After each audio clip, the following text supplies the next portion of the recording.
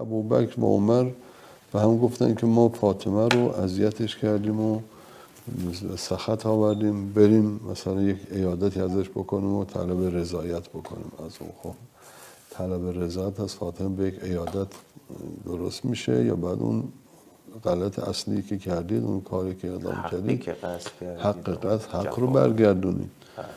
و خب ابن قتیبه میگه که آمدند و فاطمه اذن نداد و رفتن سراغ امیرالمؤمنین سلام الله علیه و علی رو واسطه کردن. امیرالمؤمنین واسطه شد، آمد نزد فاطمه و فرمود که اینها یک چنین تقاضایی کردن و من وعده دادم که به هر حال بیام و اصلا تقاضا بکنم. فاطمه سلام الله علیها جملاتی در اونجا خیلی جانسوزه که اگر تو چنین وعده دادی من تابع هستم، من تسلیم به تو هستم. ان کنت قد ضمنت لهما شیئا فالبیت بیتک، خانه توست اگر چیزی به اینا وعده دادی.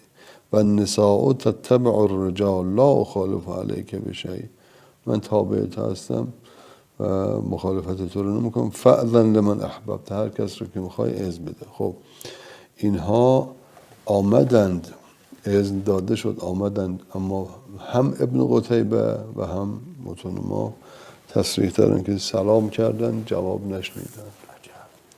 خب جواب سلام مگه واجب نیست؟ اما اون جایی که سلم و به اصطلاح سلامتی در میان باشد و به اصطلاح نه جایی که دو نفری که این همه ظلم کردن در حق مثل فاطمه، این فاطمه جواب سلام بدهد، یعنی من از شما راضی هستم دیگه. این در واقع عدم پاسخ سیاسی بود در اینجا که یک اصلی هم در سیره میشه ازش استنباط کرد که بله اونجایی که عدم پاسخ سلام در واقع به منزله اظهار یک موضع باشد، موضع دینی، موضع سیاسی باشد، اینجا دیگه وجوب میره کنار، بلکه عدم جواب واجب میشه. بله. و لذا آمدن روشو برگردن فاطمه سلام الله علیها به سمت دیوار. اینها شروع کردن سخن گفتن که ما بله آمده ایم مثلا برای عذرخواهی و فلان اینها. فاطمه قبل از اینکه اینا سخن بگن فرمود که من یک سوال از شما میکنم، آیا از پدرم نشنیدید که فرمود که رضای فاطمه رضای من هست، سخط فاطمه سخط من هست؟ گفتم بله شنیدیم.